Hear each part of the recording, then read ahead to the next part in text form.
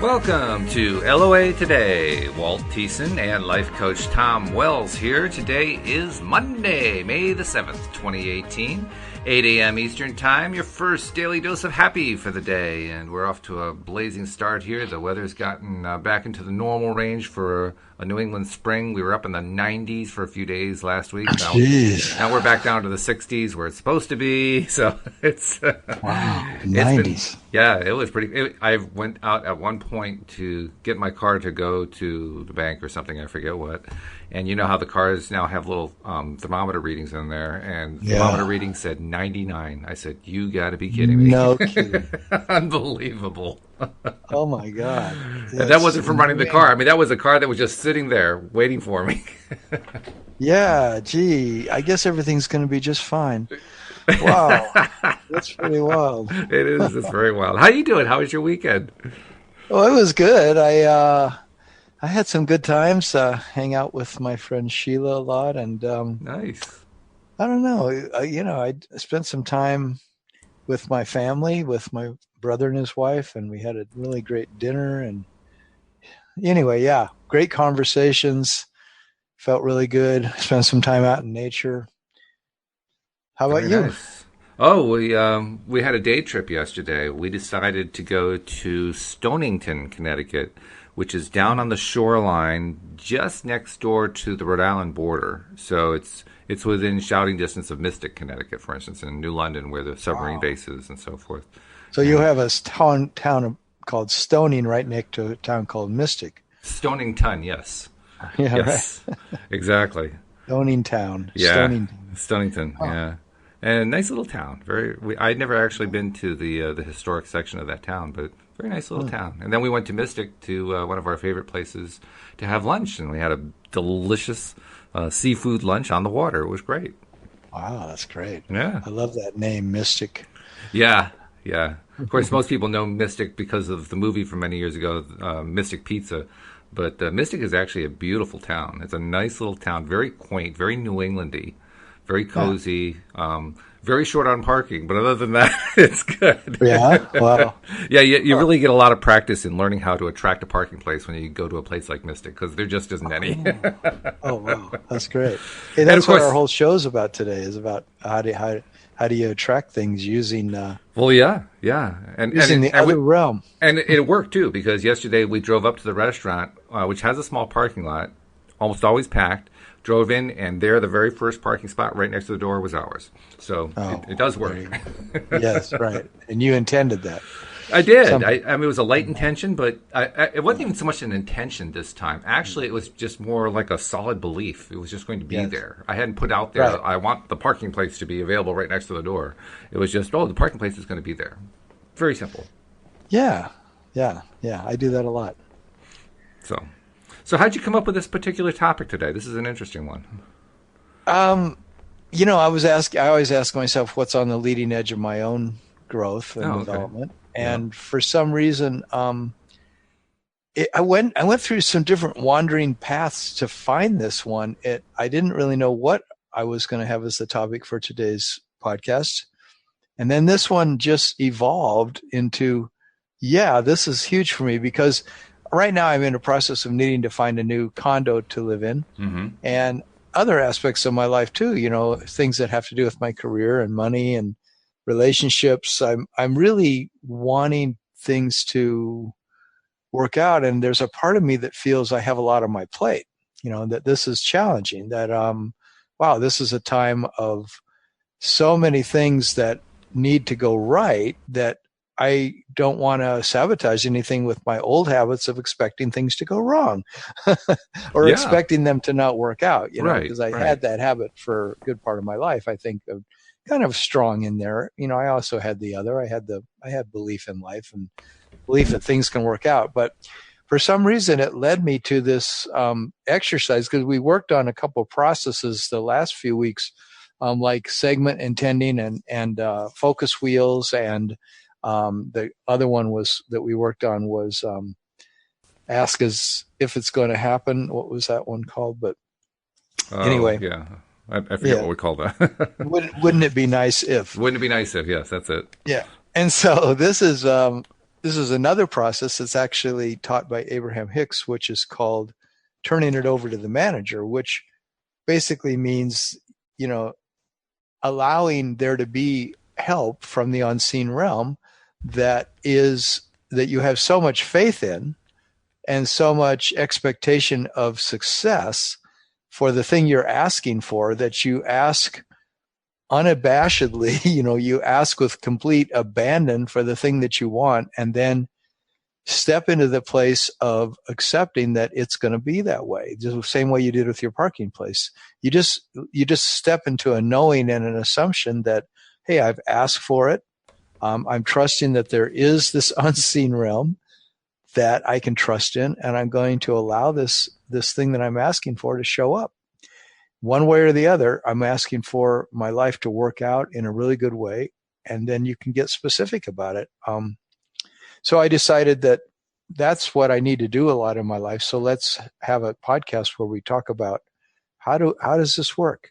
Mm-hmm. And of course, you just published your book, and it turns out that was significant because this book that we're publishing, is simply chock full of stories of how this has happened in people's lives. Right? True. Yeah. Yeah, and by the way, it's not yet published, but no. It's been released to all of the 39, I think it is, co-authors of the book, so that they can all see, what the final product looks like, and say, oh yeah, I like this, or I wish you changed this part, or whatever it is, And mm-hmm. So it's going to be published this month. That much I know now for sure, because once everybody approves their stuff and. Once that's done, and I'll need to get everybody on board in terms of making their social media a little bit more accessible. There are some people who have certain things turned off and makes it kind of hard to be sharing stuff and so forth. Mm. But once we get all that ironed out, then it's plug everything in through the createspace.com website, which is where we'll have the paperback built up and where we'll also build up the Amazon Kindle settings. And once we've got that built up, start the social media campaign, set a date, and boom, we're off. So I think it's very safe to say we are going to be publishing this book before Memorial Day. Wow. Yeah. Fantastic. Congratulations. Yeah. Well, congratulations to all of us, because this has been a major effort by a lot of people. Yeah, I'm looking forward to reading a lot more of the stories because I've barely gotten into it at all, and I want to read some of those stories. And that's, in a way, what we're talking about today is how do we allow these magical things to happen. I mean, law of attraction is this, in a way, it's like a magical thing, because what you're saying by practicing law of attraction is that if I focus on thinking about it and feeling into it, it's going to manifest. And today we're talking about one aspect of that. And I could read a tiny little bit here from Abraham-Hicks about it. Yeah, let's do that. Sure, because the kind of thing you're describing where we just get into that mindset that it's going to happen. It's not, I'm going to try to make it happen. It's just, I'm confident it's going to happen. I have found I have not yet learned how to get into that mindset deliberately each time. It just kind of happens to me that sometimes my resistance level seems to be low, and then all of a sudden, boom, it just feels good. So I'd love to know how to do it deliberately. Yeah, and we can talk about that this whole show, because there's a lot of ins and outs to the thing, a lot of aspects that are going to come up to us. But imagine you're the owner of a very large corporation, and there are thousands of people who work for you. There are employees who assist in the manufacturing and marketing of your products. There are bookkeepers, accountants, and advisors. There are artists, advertising experts, literally thousands of people all working to make your company successful. Now imagine that you do not personally work with any of these people, but you have a manager who does, and your manager understands them, advises them, and directs them. So whenever you get an idea about something, you express it to your manager, who says, I'll take care of that right away. And he does, efficiently, effectively, precisely, just the way that you like it. You may be saying to yourself right now, I'd love to have a manager like that, someone I can count on, someone who would work on my behalf. And we say to you, you do have a manager who is that, and much more. You have a manager who works continually on your behalf, called the law of attraction. And you have only to ask in order for this universal manager to jump to your request. The key to the success of this process is to make requests with an expectation of the request being fulfilled. It's like asking someone you trust who has never let you down to do something, knowing full well that he will get it done. That is the attitude from which you must make your request to the universe. Make your request with the attitude of expecting results.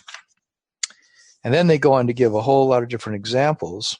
Okay. And in the end, they say, when you first play this game, you may find yourself challenging your own request by doubting that your wishes will be carried out by your manager.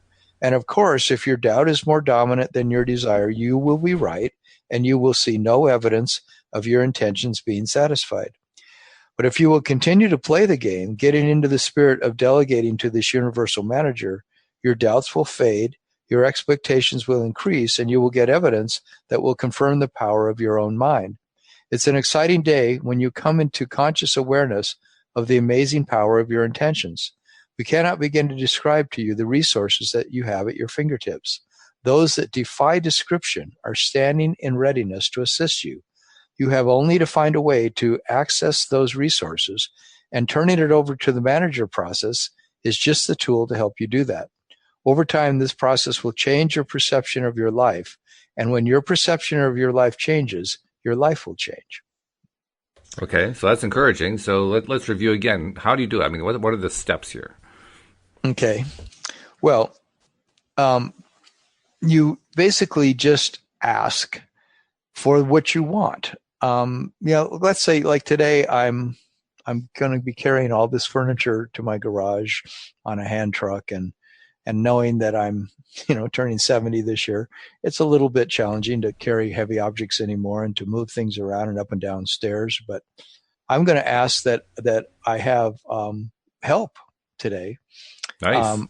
I'm going to ask that I have actually some strong, young, muscled guys that help me coordinate getting this stuff to the garage and using leverage in very coordinated ways, and that it's done in a nice, easy way, and everything gets placed in the garage where I need it to be, because I have to take pictures of some of these objects that I'm selling and things. And just that it's a smooth, fun process, and it's all just going to be done in a timely way. So when the owner arrives to take pictures of this condo that she's selling, everything will just be copacetic. It'll all be arranged really nicely. So it's really the normal 3 or 5 step process, depending on how you want to look at it, but with the understanding that this universal manager is the one that's doing step 2. Yes, and there's another book I want to tell people about that. It's called Hiring the Heavens, Hiring, Hiring the Heavens, by Gene Slatter, Slatter. And it's called A Practical Guide to Develop Working Relationships with the Spirits of Creation. So the whole book is stories and the process of how do you ask for help from the unseen realm. Mm-hmm. And my friend Sheila, that I've been spending some time with lately, she's been a psychotherapist for 40 years. Oh, I shouldn't use her name. Anyway, I just did. But anyway, she uses what she calls devas. There's this thing that the Druids actually, I think, were the ones who used to speak of this. The Druids from many European countries had this group, this religious spiritual group called the Druids, and they talked about the devas. The devas were these spirits that lived in nature that allowed everything to flourish in nature, and they also brought about the change of the seasons, I guess. But mainly they were like the ones that brought, the vegetables alive on the vine, that brought the tomatoes alive, that brought the buds alive, that turned into the peach, that turned into the apricot. All this beauty that would show up in nature was caused by these spirits, you might say, that were making sure that everything in nature functioned in a very beautiful, organized way and brought about the abundance that we see in nature. And my friend was saying how you can call on these beings at any time, these devas, and they'll help you. So in a way, this book, Hiring the Heavens, or this idea of asking your universal manager for help or asking the devas for help, it's all the same thing. That it's basically saying, are there literally forces, beings in this other unseen realm that are ready to come at our beck and call to help us in a multitude of ways if we ask for their help? And this book, Hiring the Heavens, is basically this testimony to the fact of how many stories she has in there of people who have asked for help, and they simply create miracles in their life. She goes so far to say that you can literally ask for an entire committee.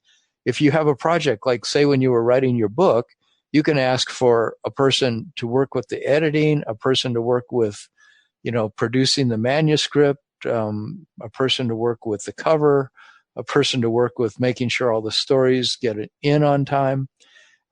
It's not really a person you're asking for. You're asking for some kind of an unseen helper. But she says, you can give them names, calling a copyright, editor and a proofreader, or whatever they call these different, functions that you would have in creating a book. Right.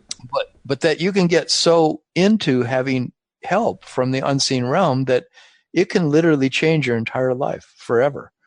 And in a way, that's kind of what Abraham-Hicks is saying, what Abraham is constantly saying. If you ask and then trust that the universe is going to give it to you, then the whole thing is, how open can you be to just let it come, let it happen, let it in?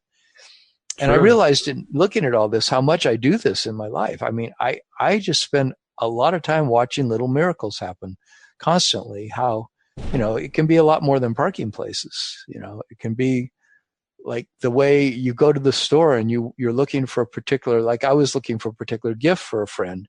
And I knew that if I went to this certain store, the gift was just going to show up. And I didn't know what the gift was going to be. And so as I went around that store, it had a whole lot of wonderful things, clothing and, little beautiful things to put on the counter, and boxes and all kinds of gift type things. But I found this thing that literally spoke to me. I mean, it literally, I was led to it. And then when I gave it to my friend for her birthday, she was just blown away. It was the most perfect gift. And that gift has become a centerpiece in our relationship because it was so much the right gift. And the same with the card that I gave her for her birthday. Very nice. So anyway, that's a long explanation there, but there's so much to it, I think, of how do we rely on this unseen realm. Well, the thought that was going through my mind as you were describing the Druids and their devas is that this is an old concept that we're now accepting once again. I mean, there was a time, I would say, probably starting around the 16th, 17th century and dating right through the end of the 20th century and even into the beginning of the 21st century to some degree, where the idea of spirits inhabiting nature and inhabiting physical things and so forth was laughed at. I mean, it's so completely unscientific. And now here we are again adapting these same belief systems that the Druids adapted. And how many religious contexts and traditions reject Druidism as being, paganistic and uninformed and so forth. You know? And now all of a sudden it's like the wheel has turned around and it's come back the other way. And all of a sudden so many of us are saying, yeah, source energy is everywhere. Source energy is in everything. Wow. Who knew? Yeah. Yeah. And that it can happen in these really wonderful ways. Like some of the qualities that she said when you're asking is, for example, is be really playful, create an attitude of gratitude, intend for the highest good, feel deeply into what you really want, have faith, stay unattached to the outcome, be patient. There's a lot of ways that we can ask that, and that's really what we talk about on this podcast every week. We're constantly talking about how do you ask and how do you allow it to come? Like Abraham said, we ask by knowing what we don't want. We literally ask for what we do want. We launch rockets of desire the second we know something we don't want, and we don't have to even get really that clear in our head about it. We just go through the process of having contrast that teaches us what we don't want, and then we know more what we do want, or we sit down and we actually do write out, here's what I want in the area of relationships. Here's what I want in the area of money. Here's what I want in the area of career. I mean, I'm doing that with my new condo. Here's what I want in terms of a condo, but I'm also just trusting that life is going to hand me the most perfect place to live. And I just need to relax, because if I look at what's going on in the real estate market around here, it looks really tight. That the external world says it's really hard to get a condo and it's really expensive. Right. And there's tons of people looking.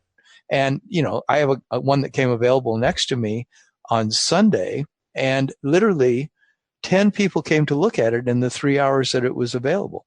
And you know that if there's that many people, they were lined up at the door when the owner showed up to show it, right, that things are going to go really quick.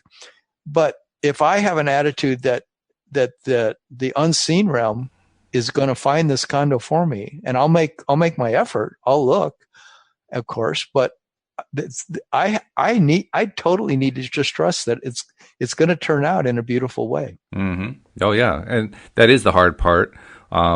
It's also hard for us sometimes to imagine, how could that possibly work? How could that possibly play out? I mean, okay, sure, there's something in the unseen realm, but what are they going to do? Are they going to stop people from showing up? What's going to be the ultimate factor?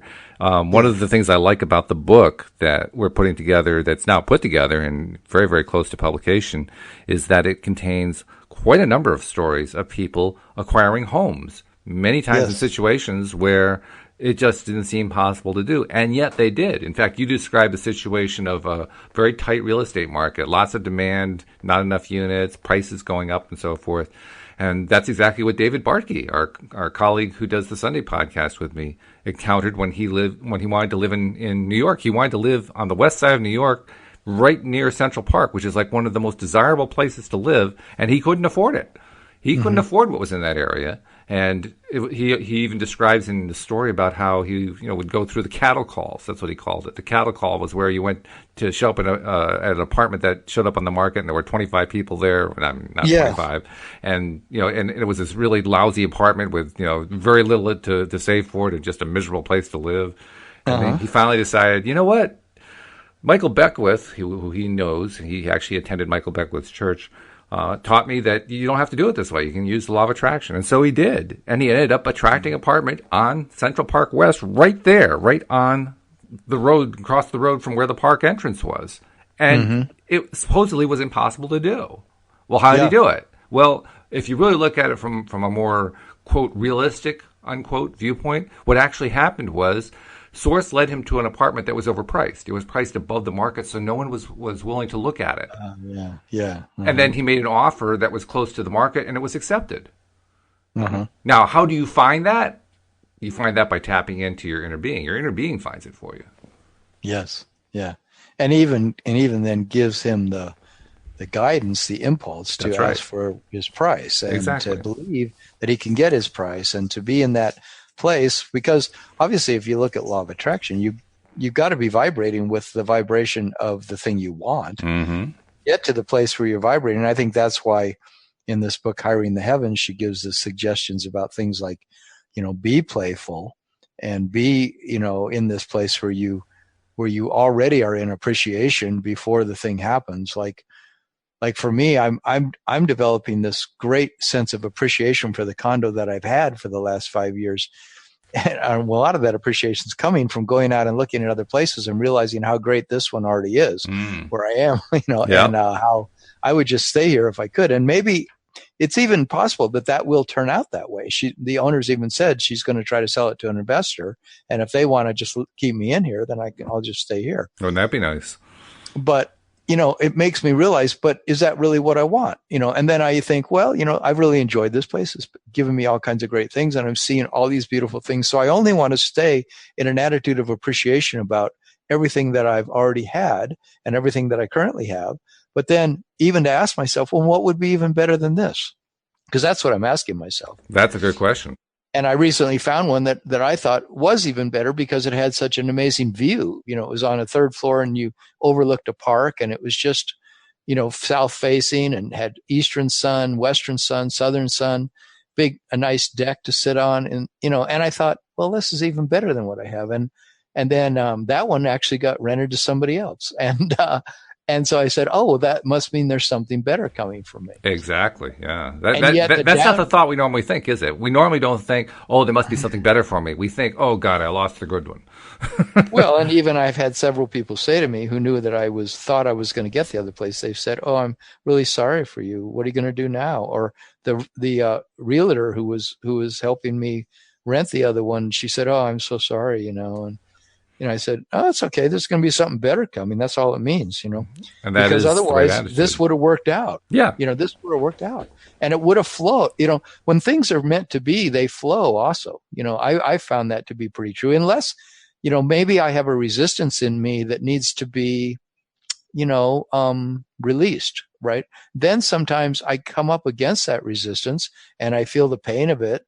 And then I'm given the choice, to either turn around and run away from that in a sense, or to find a way to just allow it to dissolve, allow that resistance, by being with it for a little bit. Well, wow, why is this not working out for me? Why is this not flowing? And then that points to the fact that something I need to let go of. And when I let go of that thing, then the ease comes, and then it's like the obstacle's gone, and the water can keep flowing. Yeah. You mentioned the idea too that it was meant to be or that it wasn't meant to be, often called destiny or a sense of destiny.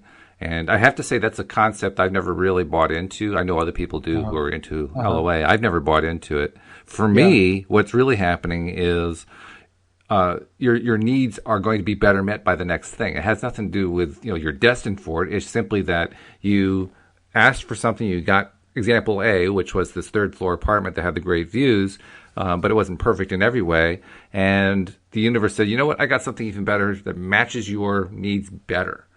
So yes. I'm going to get that one for you. Well, that isn't destiny. That's simply need matching. That's matching up with the desires more closely. Yes. Yeah. And so really that's the idea that I've already put into my vortex these things that I want, and the universe is going to deliver it to me as long as I can relax and let it in. Right.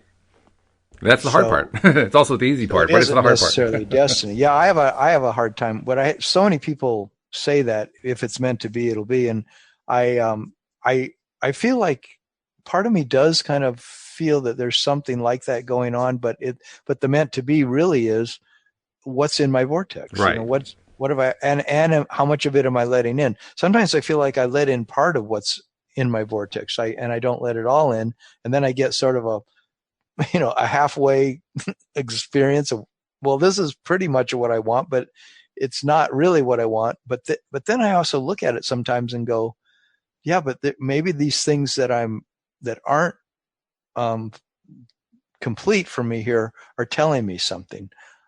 And you were talking about that before the podcast about how sometimes things, you have to just learn to accept. When you worked at the ad agency, how. Oh, when I was talking about collaboration, yeah.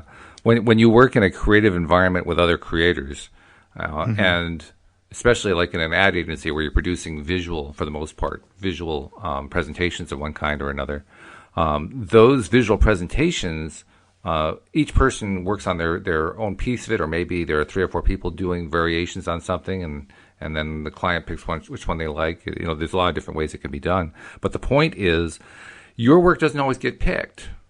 And that takes a little getting used to. And in a collaborative environment, it means that the combined effort, the combined creative effort is going to produce a result that ultimately gets picked by somebody as the final result. And that final result may not be what your contribution of it to it showed primarily. But your contribution may have been to improve one piece of it. A lot of people describe that as getting your ego out of the way. I've never really liked the word ego because I think it's really poorly defined. And plus, I think it's a rather negative way of looking at it. The way I look at it is it's about learning what part you can contribute to something.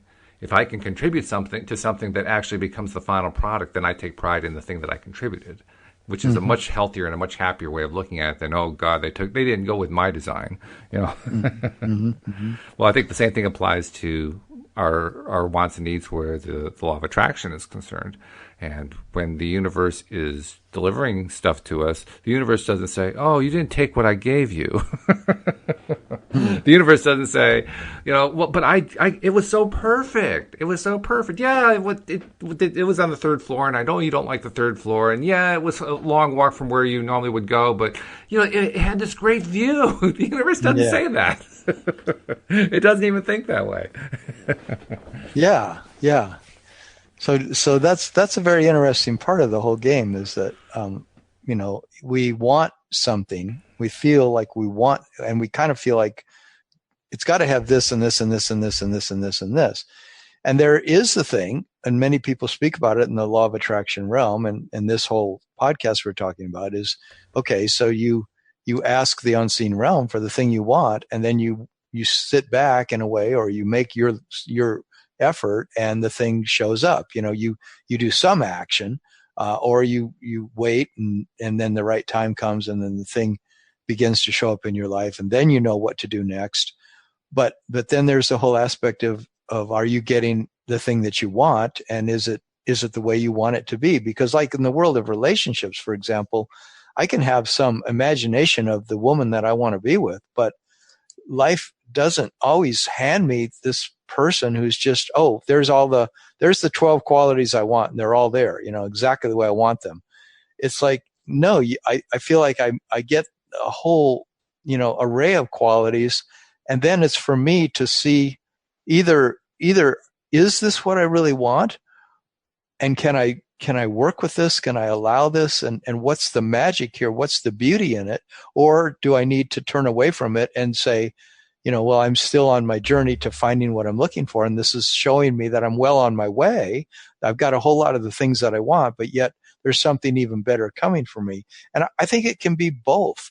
So many people talk about how, and even Abraham says, there is no perfection in this world. You're not going to get some perfect experience of the thing that you're imagining. You're going to get something, and sometimes it's going to be even better than what you imagined. That's the other aspect of it. And sometimes I think I get things that are confronting to me because within that thing that's confronting to me lies something even better. And it's something I never could have imagined because I'm going into the unknown. And from the unknown, something is going to show up that's going to be mind-blowing to me because it's going to, for example, perhaps help me let go of something I've been holding on to my whole life. Some expectation that was really coming from a place that wasn't even that healthy for me. And that the thing I really want is a deeper thing, a deeper love, a deeper understanding, a deeper experience, a deeper beauty, something that I didn't even know I wanted. So it's quite a game, I think, to have our lives flow. It isn't just, I want this, I get it. I want this, I get it. You use the word perfect, and it's another one of those words that we use a lot, and I used to be a really big-time perfectionist. And I've since come to dislike the term. I don't like it at all. And once again, I don't like it because of the way it's defined and the way it's used. For instance, one of the definitions of using the word perfect as a verb rather than an adjective would be something like, make it free from defaults, from faults or defects, or as close to such a condition as possible. And what's problematic about that is we're focusing on faults and defects. Well, how can you possibly end up producing a quote perfect unquote thing by focusing on faults and defects? Right. You can't. There's no way to do that. That's just not possible. Right. And yet, that's the way we tend to think about perfection. So I don't like the word perfection anymore. I used to love it. I used to think it was really important. I used to think it was the thing that we went for. And now I think, boy, was I on the wrong track. Yeah, I agree. I agree. I had perfectionism bred into me from the time I was really small. And it's been a real problem in my life in the past. And I'm so glad that I'm understanding a little bit more about how it's never going to be quite like that. It's going to be something even better, but it's going to be more organic. It's going to be more real. There's something about the organic world that perfection is right there, constantly in front of your eyes. But if you're looking for it in a certain way, you don't even see how perfect it is. Yeah, and it's because we look at it in a way we don't see how perfect it really is. It's because we're looking for the flaws, we're looking for the faults, we're looking for the defects. Okay. And law of attraction teaches us, if you look for something, if you focus on something, you're going to get more of it. So you will always find flaws and faults and defects. There is no way to find perfection by looking for flaws and faults and defects. It can't be done. Yeah, yeah. You got to look for the things that you appreciate. That's right. That's right. Yeah, and that's a tough lesson to make sometimes, to learn, to kind of get your head around, because it seems like you should be able to just find all the flaws and find all the faults and then eliminate them, and you'll have something that's perfect. And that's not the way it works. It's kind of a strange thing, really. Yeah. It's very interesting how we are creating our own realities and how we ask for help from the unseen realm, and if we're locked into some idea of exactly how that's going to look, we might not be able to then let in the help that's really there for us. Yes. There's got to be a certain level of acceptance or appreciation for how blessed we already are, I guess, to let in the kind of help that we need. I think it's a fine art to really receive this help. I was struggling like crazy on a computer project with this technical assistant that I work with sometimes, and we were trying to figure out how to use this whole automated system, from MailChimp, and it's a way to have your website and your emails function on an automated way, and we were just frustrated as could be, and we couldn't get the help we needed. And by the way, that's par for the course for these automailers, so not unusual. Okay. Well, anyway, it was so frustrating for me because I don't have a huge background in computer literacy and all that, because I never had to use a computer up until 2004. And then I'm not that great with them. And so that's why I hired a technical assistant, but then she couldn't figure it out either. And so I was getting so frustrated because I was paying her $25 an hour, and, not a lot, but enough, and I finally just said, I'm just going to let the Devas take care of this, you guys have to just make this work out, because it was a problem with this wizard like device called a computer that seemed way beyond my ability to understand what was going on. It was just challenging my logic and my ability, my patience and my tolerance beyond what I could tolerate.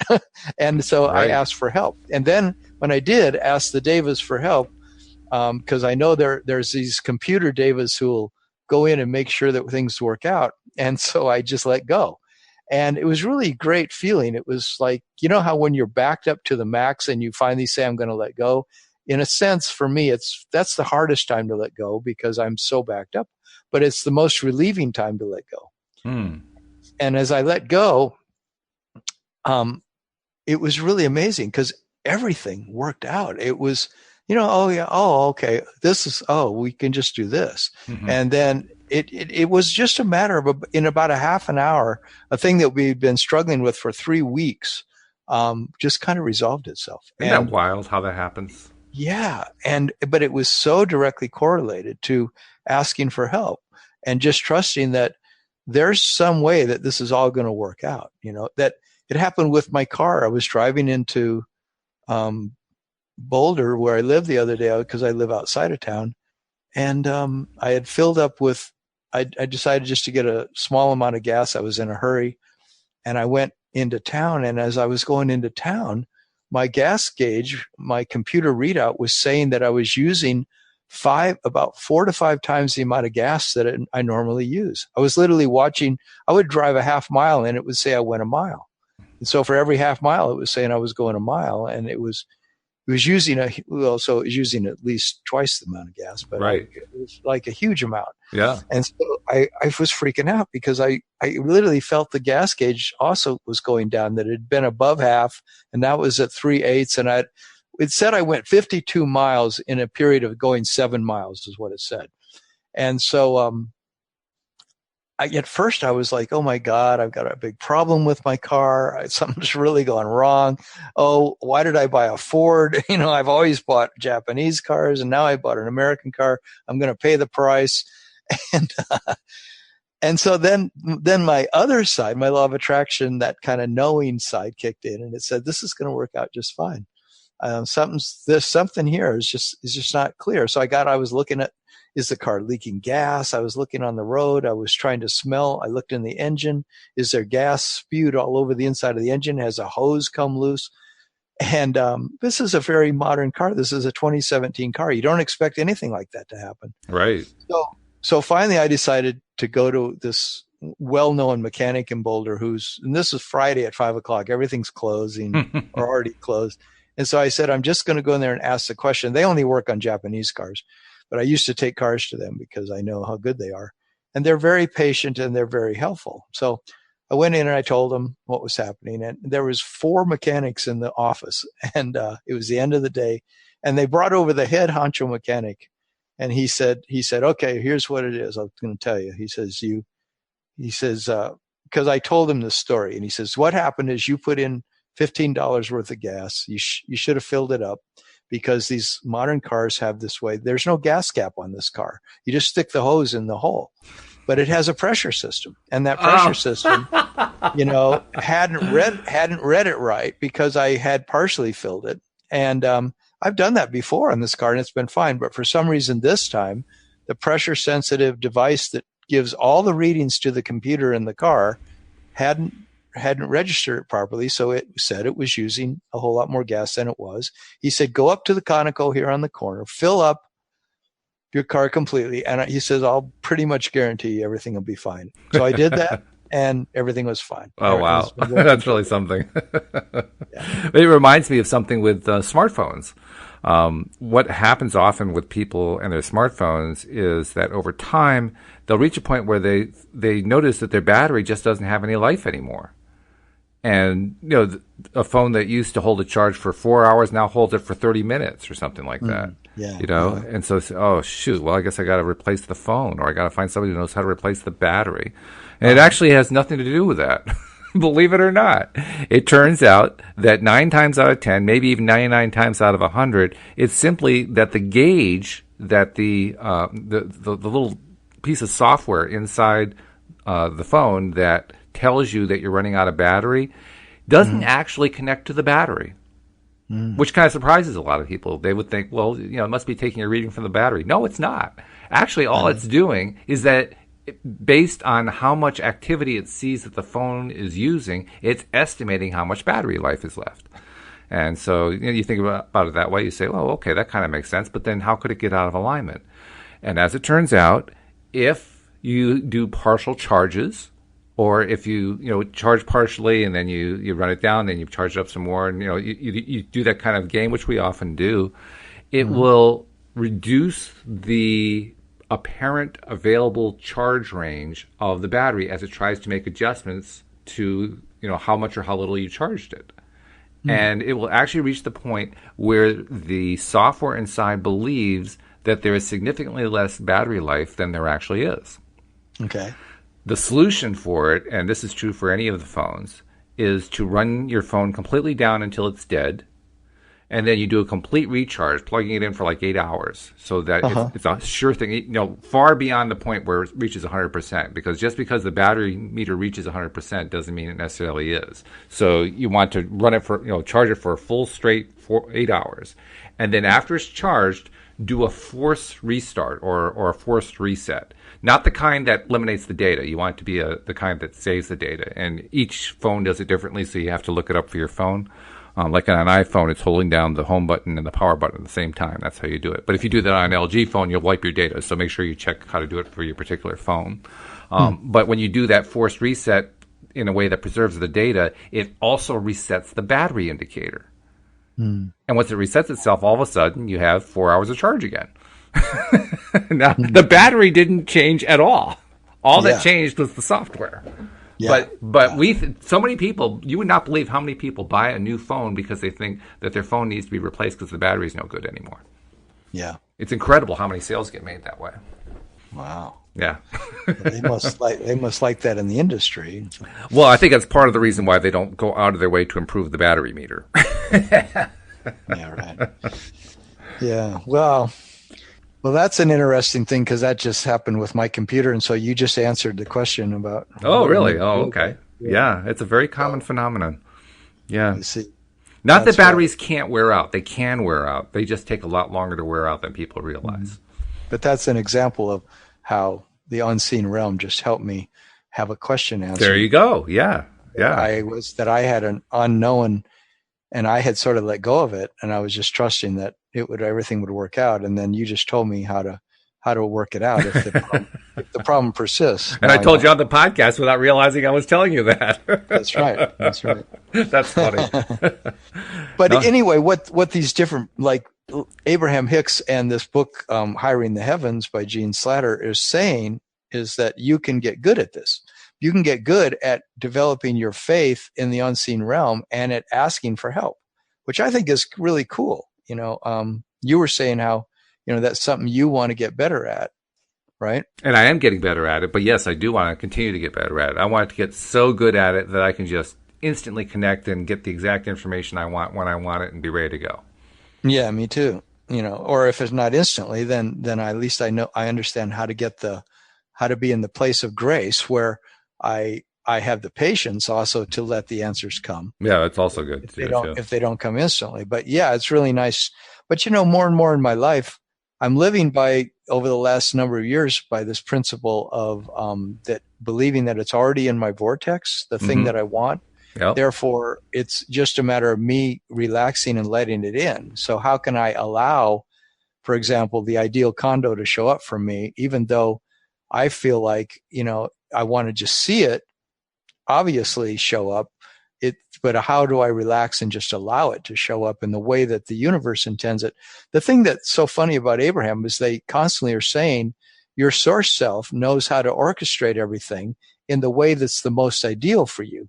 So even though you might think it should happen in a certain way, I might think it should happen in a certain way, it's going to happen in the way that's the most ideal for me, but ultimately so that I can enjoy the journey. Which is really funny because then you realize, well, it isn't even about the condo I get. It's the enjoyment I have of getting the condo. Which is pretty strange, isn't it? It is, because part of me just says, look, I don't even want to go through this. I just want to have this place. And I want all my stuff moved right now, instantly. I want this to be done with, because who wants to go through a move, And yet this other part of me is going, if this is happening in my life right now, then it's perfectly orchestrated. So I'm looking at it, this is the chance for me to get rid of a whole bunch of stuff I've been carrying that I don't really want to carry anymore. And this is a chance for me to do it in a way that will be really liberating for me. So I'm going to go for these higher goals I've had for my life, which is to have a more Zen-like environment that I live in. Therefore, I can be a lot more decluttered. And this is giving me all these opportunities.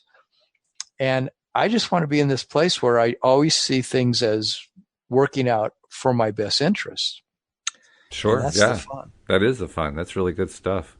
It's also the challenge, isn't it? Because we do have all these resistances, and I really became aware of resistances, like 4 or 5 years ago, something like that, and recognized immediately that this was my big challenge. How do I, first of all, identify them? Because I didn't know where they were. My joke was I look at my chest and I can't find the off switch for the resistance. And so it was like, how do you find them? And then once you find them, how do you get rid of them? Because it's not like it's a physical object that you can manipulate. Say, okay, I'm going to rip that off and throw that away. Well, you can do that metaphorically, but and so it's kind of fun to do that little exercise as a way of releasing. But the bottom line is that it can be a bit of a challenge to try to release resistances. And yet, as it turns out, and I never thought this when I first became aware of resistances, as it turns out, it can actually be fun. It can actually be enjoyable. Now, the enjoyment usually comes in the form of relief. And anytime that I feel relief, you know what I do? I feel relieved that I feel the relief. Isn't that strange? But I really do feel relieved about feeling the relief because I know that the act of feeling relief means I let go of some resistance. And I don't even have to know what that resistance was. All I know is it's gone to some degree. I've released some of it because I felt relief. It's like, oh, thank goodness, more resistance is gone. Bye bye. Yeah.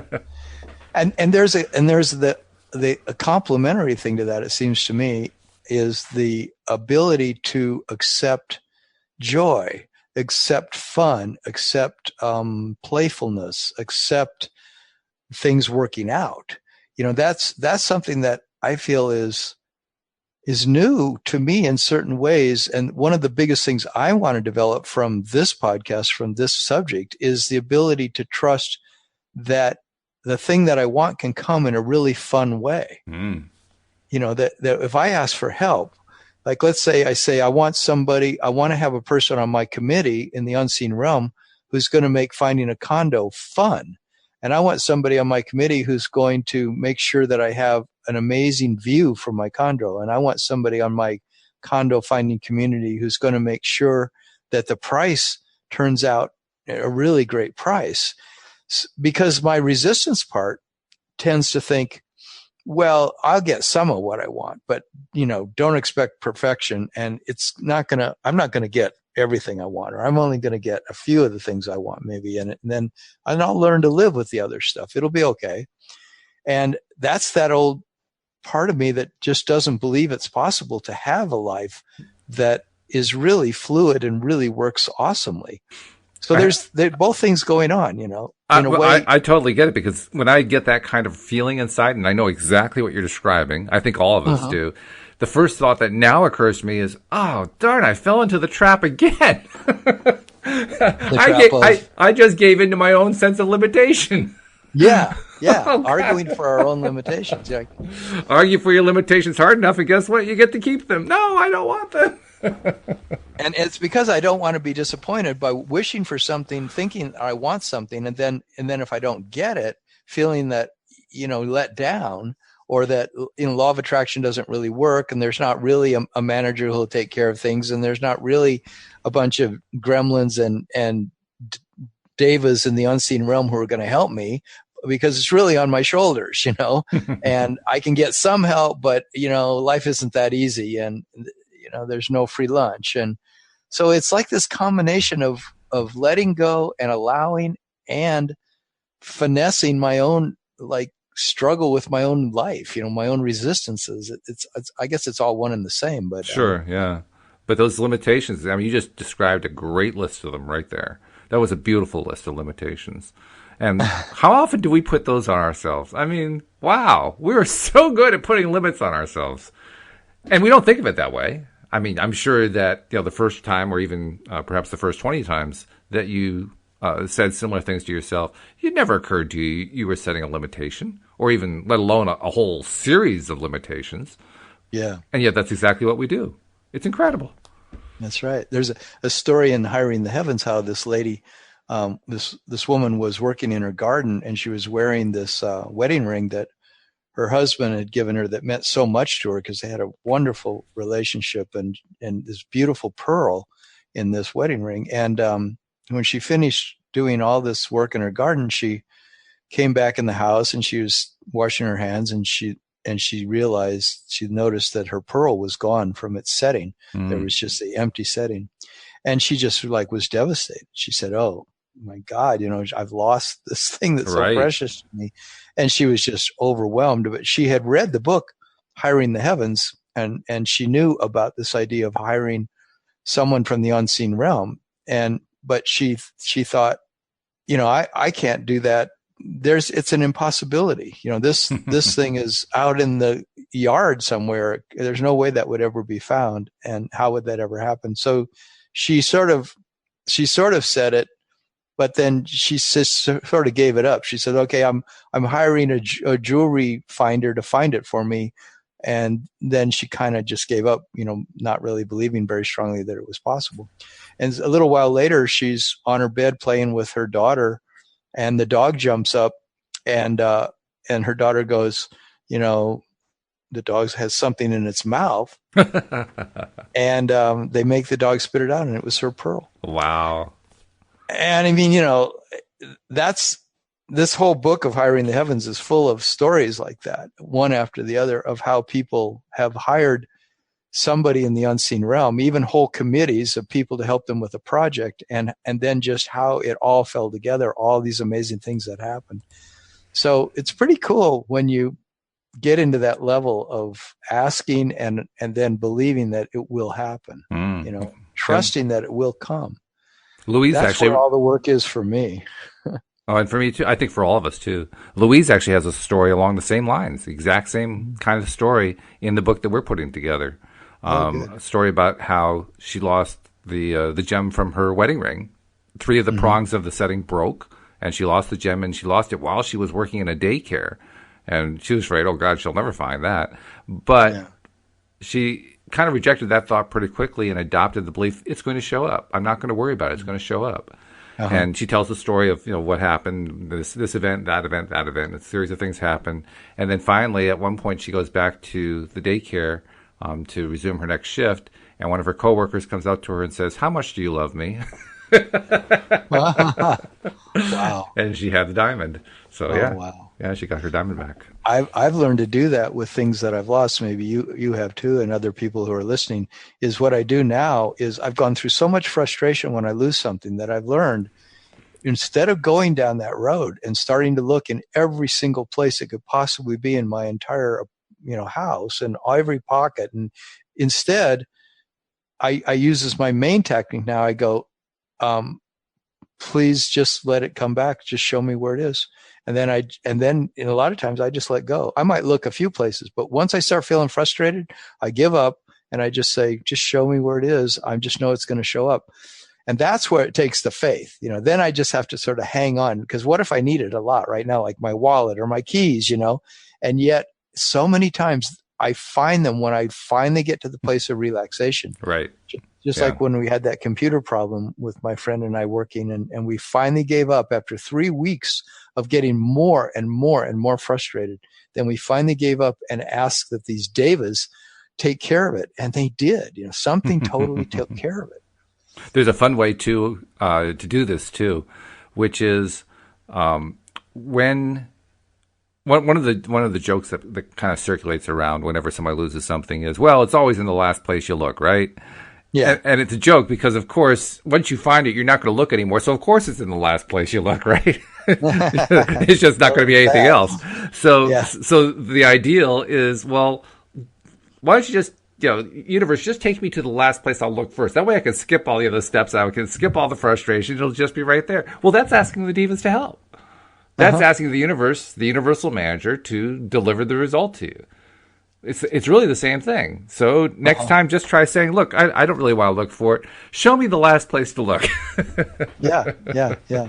I'm having a real challenge to do that with looking for a new condo, to really have faith that I don't have to pour through all these things online, every single possible place, endlessly looking.